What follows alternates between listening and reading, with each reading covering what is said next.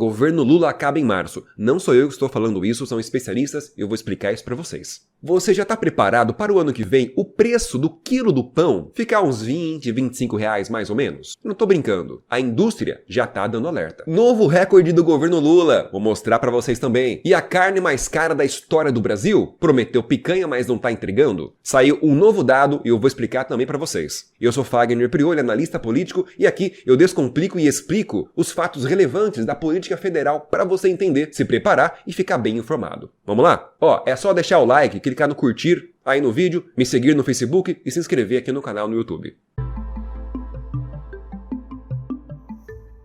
A esperança do Brasil acaba em março. E tem um motivo técnico para isso. Em uma reunião secreta, com um embaixador em Brasília, o presidente do Banco Central, Roberto Campos Neto, e o diretor da política monetária, Gabriel Galípolo. O Gabriel Galípolo, pessoal, é o futuro presidente do Banco Central indicado pelo Lula. Só para ficar bem claro aqui, tá? Ou seja, um indicado do Lula. Tá aqui no meio. Manifestaram forte preocupação com a estabilidade macroeconômica no país em curto prazo. Macroeconomia é o estudo da política econômica do país inteiro, para resumir para vocês, considerando todos os fatores que a influenciam. Segundo as fontes, na reunião, os dois economistas, super economistas, tá? Especialistas no Brasil, não tem melhor que eles nisso aqui, teriam salientado que até março ainda há algumas barreiras para evitar o pior. Depois disso, a situação começará a se deteriorar muito mais rapidamente. Agora, atenção a esse ponto. A preocupação não é apenas sobre a escalada do dólar, a alta do dólar, mas também sobre a rolagem da dívida pública brasileira, cuja demanda por parte dos investidores é cada vez menor.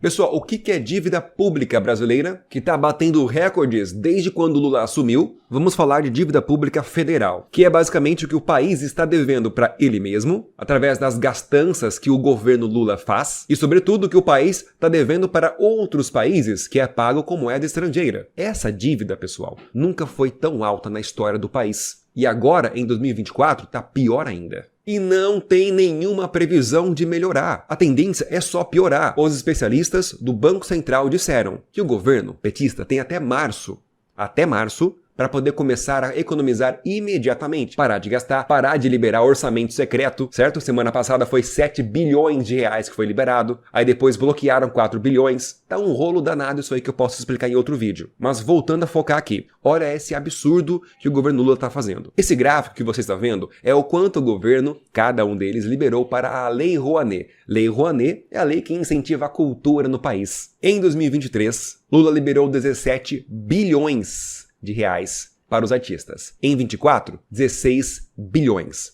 E em 2025 e 26, ele já prometeu mais de 34 bilhões para a classe artística no país. Agora eu te pergunto, o país está falindo, está com uma dívida pública enorme. Para que liberar tudo isso? Vamos comparar com o governo Bolsonaro? No governo Bolsonaro, ele liberou 2 bilhões, 3 bilhões apenas. E mesmo assim, não deixou de ter cultura. Pessoal, eu sou artista, eu sou formado em teatro, eu sou ator e dublador, já atuei muito e já dublei muito. Bem como já participei de várias peças em Jaú e fora da cidade. A partir de 2023, olha a curiosidade, a partir de 2023, quando Lula assumiu, eu encontrei muita dificuldade para atuar. Pequenos artistas, como nós, foi difícil o trabalho. Agora, grandes artistas como essa galera aqui, ó, que fez o Salve a Amazônia na época do Bolsonaro, né? Ah, essa galera aqui tem muita grana, recebe muita grana do governo. Quer um exemplo recente? O famoso Janjapalooza. Uma festinha que a Janja fez, que foi pago com o nosso dinheiro da Petrobras. Mais de 30 milhões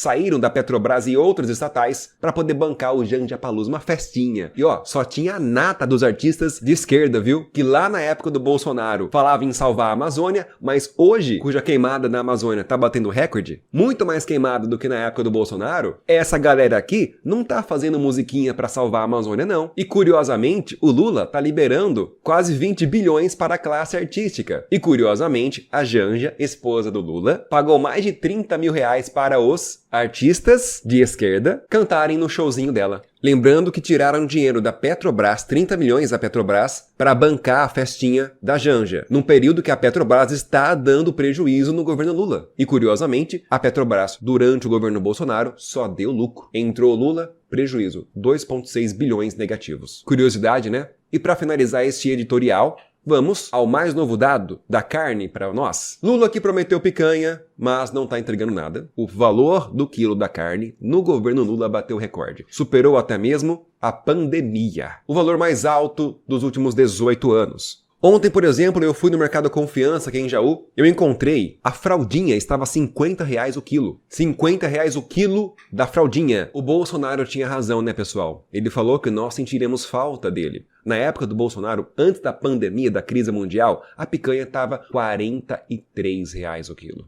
Aí veio a pandemia, ela foi para R$70, mas pandemia mundial, o mundo inteiro estava em crise. Mas hoje não existe crise mundial, não existe pandemia, e mesmo assim a picanha está R$100. Mas sabe o que existe? Um governo que é pior do que a pandemia. Eu sou Fagner Prioli, analista político, e aqui eu te ajudo a entender um pouco da loucura que é essa política federal. Até mais.